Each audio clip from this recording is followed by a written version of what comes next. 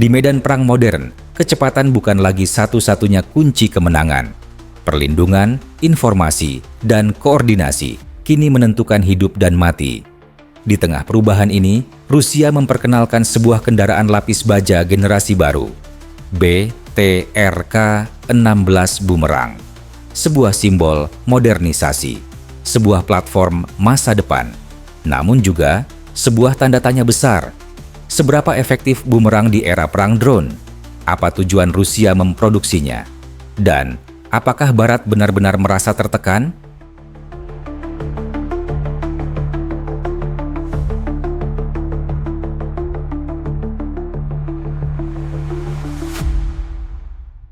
BTRK-16 Bumerang pertama kali diperkenalkan kepada dunia pada tahun 2015, tepatnya dalam parade militer Moskow. Saat itu, Rusia menampilkan visi baru pasukan daratnya. Bukan lagi kendaraan peninggalan era Soviet, melainkan platform modern yang dirancang untuk perang abad ke-21. Bumerang dikembangkan untuk menggantikan keluarga BTR lama, seperti BTR-80 dan BTR-82.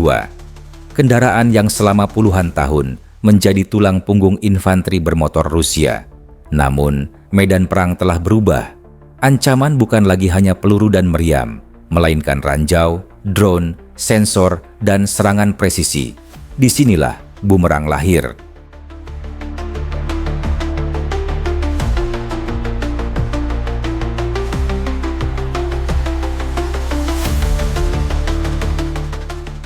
Setelah diperkenalkan pada tahun 2015, bumerang memasuki fase uji coba panjang. Tahun 2016 hingga 2017, Rusia melakukan penyempurnaan desain, pengujian mobilitas, pengujian perlindungan, dan integrasi sistem digital. Produksi awal terbatas dimulai sekitar tahun 2018, bukan produksi massal, melainkan unit evaluasi. Hingga hari ini, bumerang belum menggantikan BTR-82 secara luas. Biaya tinggi, kompleksitas teknologi, dan kapasitas industri menjadi faktor pembatas utama.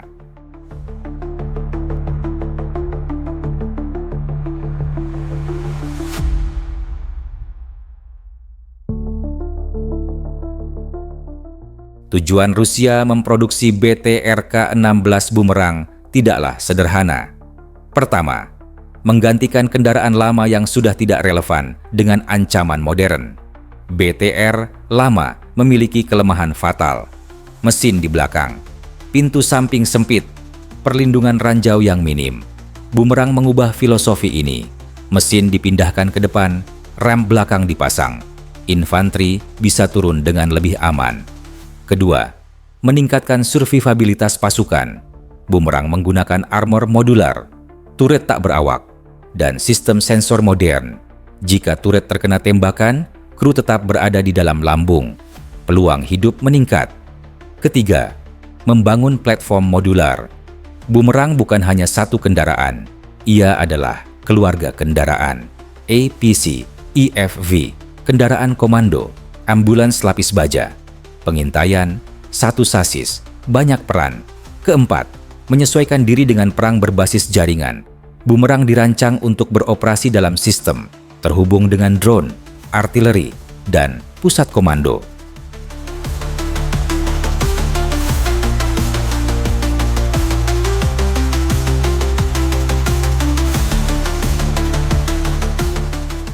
Pertanyaannya kini jelas. Apakah bumerang efektif di era perang modern? Jawabannya, ya. Bumerang sangat efektif sebagai kendaraan mobilitas, mengangkut infanteri, patroli, pengawalan, dan operasi manuver cepat. Di belakang garis depan, bumerang unggul. Namun, di garis depan padat drone, realitasnya berbeda. Tanpa sistem perlindungan aktif, tanpa elektronik warfare anti-drone yang kuat, bumerang tetap rentan. Ranjau, ATJM, drone kamikaze. Ancaman ini tidak membedakan kendaraan lama atau baru. Efektivitas bumerang sangat bergantung pada doktrin. Jika digunakan dalam operasi gabungan dengan dukungan drone, artileri, dan pertahanan udara, bumerang berfungsi optimal. Jika digunakan seperti BTR lama, langsung menerobos zona tembak, hasilnya bisa fatal.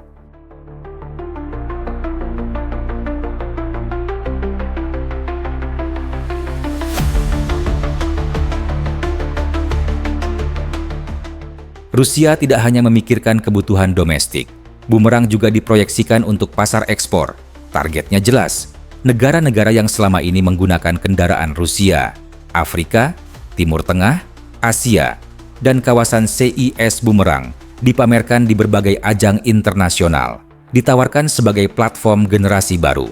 Namun, hingga kini belum ada kontrak ekspor besar, harga tinggi, produksi terbatas, dan tekanan geopolitik menjadi hambatan utama. Bumerang lebih merupakan etalase teknologi daripada produk ekspor massal.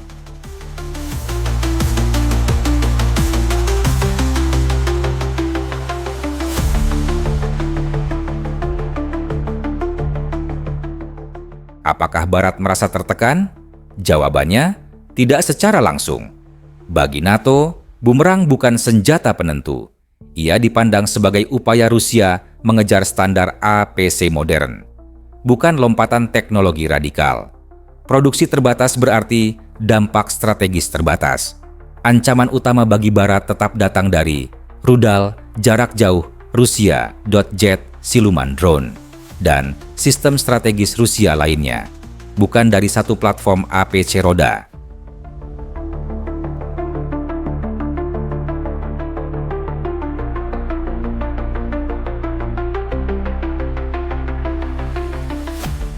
Respons Barat bersifat tenang, namun tetap mengamati dalam diam.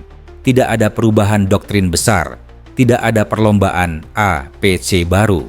Sebaliknya, Barat fokus pada anti-drone Rusia yang sudah jelas terbukti di medan tempur Ukraina, electronic warfare, sensor medan tempur, dan sistem perlindungan aktif.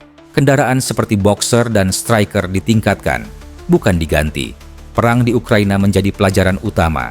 Kendaraan roda tetap penting, namun rentan jika langit tidak dikuasai.